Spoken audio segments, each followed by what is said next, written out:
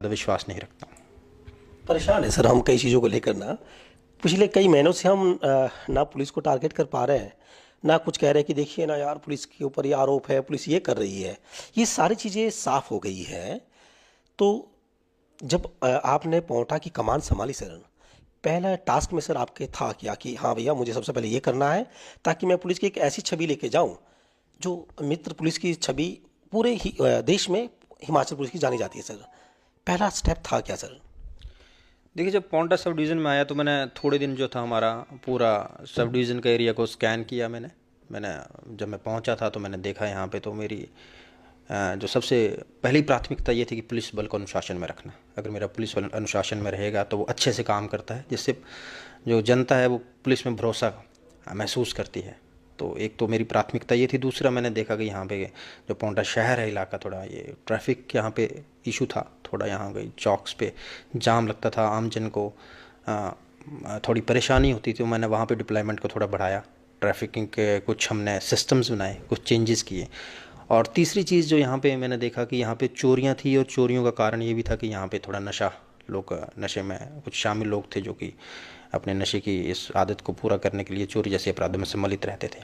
तो उसको रोकने के लिए हमने यही देखा कि जो मेरे पेट्रोलिंग थी, जो मेरे पुलिस की विजिबिलिटी को बढ़ाया। रात को मेरे जो जवान हैं वो गश्त करते हैं, हम रेगुलर नाकाज लगाते हैं, और नाका के दौरान जब पुलिस बाहर विजिबल रहती है तो ऐसा कहा भी जाता है पुलिस बाहर तो क्राइम अंदर।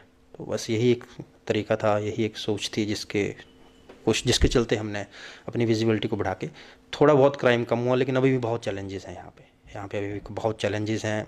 बहुत मुझे ऐसी इन्फॉर्मेशन भी है, कई अभी भी बहुत काम करने को बाकी है, जिसके लिए हमारी जो पूरी टीम है, पुलिस पौंटा पुलिस की टीम है, पूरी मेहनत के साथ लगी हुई है। इंटरनली खनन विभाग जो है और फौज विभाग कह रहा था कि यार ये क्या हो गया, अचानक डीएसपी साहब जो है धमक पड़े और एक साथ सफाया कर बैठे आप जो है जिस तरह का स्टोरेज जो है खनन करने वाले व्यवसायियों ने कर रखा था। ये चिंता डीएसपी साहब अचानक आना, और क्या इसके पीछे भी आपकी एक स्ट्रैटेजी थी कि मैं पर्सनली अपने नज़रों से देख पाऊँ कि किस तरह यमुना नदी का सर दोहन जो सर हो रहा है सर? हाँ, खनन की शिकायत मेरे को काफ़ी थी जब मैं यहाँ आया। इससे पहले मैं डीएसपी हेडक्वार्टर ऊना था, वहाँ भी लोग खनन का थोड़ा इशू था वहाँ भी। तो जो माइनिंग, इलीगल माइनिंग है, उसके लिए फिर हमने पुलिस अधीक्षक महोदय से भी चर्चा की। तो उन्होंने कहा कि हमें इसके ऊपर एक कड़ा एक्शन लेना है। तो हमारे पास कुछ डिवाइसेस थे, जैसे हमारे पास ड्रोन है। तो हमने अभी थोड़े दिन पहले मैंने ड्रोन मॉनिटरिंग किया कि कहाँ पे हमारा माइनिंग हो रहा है और कहाँ कहाँ इलीगल डंपिंग हो रखा है। उसको चलते ही हमने कल 2 दिन पहले यहाँ पे 2-3 जगह पे हमने रेड्स की, और जो अवैध भंडारण था उनका, इलीगल डंपिंग थी, उनके अगेंस्ट हमने एफआईआर दिया। तो हाँ, माइनिंग, इलीगल माइनिंग जो है वो भी एक प्रायोरिटी में है, क्योंकि इससे एक तो पहला तो ये है कि स्टेट एक्सचेकर को, राजकोष को नुकसान होता है। दूसरा, पब्लिक प्रॉपर्टी, जैसा आप बता रहे हैं, यमुना ब्रिज के पास भी अगर खनन हो रहा है तो पब्लिक प्रॉपर्टी को भी डैमेज होता है। तो इसलिए खनन को रोकना भी मेरी प्राथमिकता है। सर क्यों ना हम नशा माफिया को लेकर बात करें।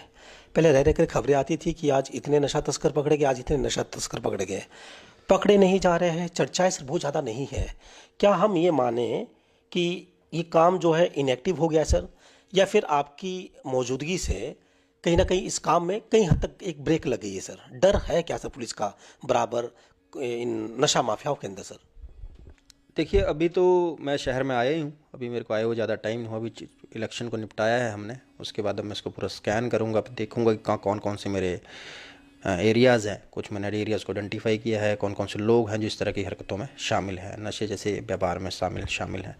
मैं ये तो नहीं कह पाऊँगा कि ये बंद हो गया है, ये तो आप लोग मुझे ज़्यादा बताएंगे कि शहर में कैसी चीज़ है, क्या व्यवस्था है, सही चीज़ से हो, सही तरीके से चल रही है वो कि नहीं। पर हाँ, अभी थोड़ा हम फ्री हुए हैं, इसके बाद इसके ऊपर पूरी योजनाबद्ध तरीके से काम करेंगे। और जो जो लोग इस तरह की एक्टिविटीज़ में इन्वॉल्व हैं, हम कोशिश करेंगे वो they should be behind the bars. एक सवाल सर, पुलिस को पब्लिक का पूरा सहयोग मिले और जो पब्लिक है वो पुलिस के लिए आँख और कान का जरिया बने, एक है ना। ऐसे में आपकी तरफ से मैसेज क्या है सर पोंटा की पब्लिक के लिए कि अगर वो कुछ देखती है और जो आपराधिक दृष्टिकोण से सही नहीं है, किस तरह सर आपसे कोऑर्डिनेशन करे, किस तरह आपके साथ जो इनपुट है वो शेयर करे सर? देखिए, आपने बिल्कुल सही कहा। जो पुलिस और पब्लिक का जो पुलिस और समाज है, पुलिस और पब्लिक है, इनका कोऑर्डिनेशन बहुत इंपॉर्टेंट है, क्योंकि पुलिस जो है हर कहीं हर समय उपस्थित नहीं रह सकती। तो पब्लिक ही हमारे आँख और कान है, वही हमें बताते हैं कि सर आप यहाँ पे आके एक्शन लीजिए। और मैं बहुत खुश भी हूँ कि पांवटा साहिब में लोग काफ़ी अवेयर हैं, वो इमीडिएटली कोई भी ऐसी चीज़ हो रही हो, वारदात हो रही है, उसको रिपोर्ट करते हैं। और रही बात रिपोर्ट करने के लिए, तो हमारी पुलिस चौकियों के नंबर भी हमने लगाए हुए हैं जगह जगह पर, पुलिस थानों के नंबर भी हमने लगाए हुए हैं। ऑफिस आज में भी यहाँ पे डीएसपी ऑफिस खुला रहता है, मेरा पर्सनल नंबर भी सबके पास रहता है। तो अभी कभी भी आपको लगता है कि कोई ऐसी इन्फॉर्मेशन है जहाँ पे आपको पुलिस की इंटरवेंशन की ज़रूरत लगती है, तो वो हमें कॉन्टैक्ट कर सकते हैं, हमें वो इन्फॉर्मेशन दे सकते हैं। अगर वो चाहते हैं कि उनका नाम किसी को ना बताया जाए, तो हम वो भी कोशिश पूरी करेंगे। कोशिश हमारी यही रहती है कि जो हमारे को इन्फॉर्मेशन देने वाले लोग हैं, उन्हें किसी तरह की हानि ना हो, वो सुरक्षित ना महसूस करें। कभी किसे कहा जाता है कि भैया सोने की खान खुद गई है, कभी एक मैसेज से ही लोगों को करोड़पति बनाया जाता है ना सर। मैं साइबर स्कैम की बात कर रहा हूँ। उन लोगों के लिए जो आज नहीं तो कल सर आपके पास आने कि भैया हमारे साथ ठगी हो गई है, डीएसपी साहब उनके लिए क्या मैसेज है कि वो बचे इन चीज़ों से? देखिए, एक चीज़ मैं आपको बताना चाहूँगा कि जैसे जैसे सोसाइटी में चेंजेस आ रहे हैं, the modern man is economic man. जो लोगों की आजकल जो प्राथमिकताएं हैं वो पैसा कमाना ज़्यादा रहती है, तो ये साइबर क्राइम उसी की एक वो ऑफशूट है। जो साइबर क्राइम के लोग हैं, अब आगे आने वाले भविष्य में क्राइम ऐसा ही रहेगा, फ्रॉड्स का क्राइम।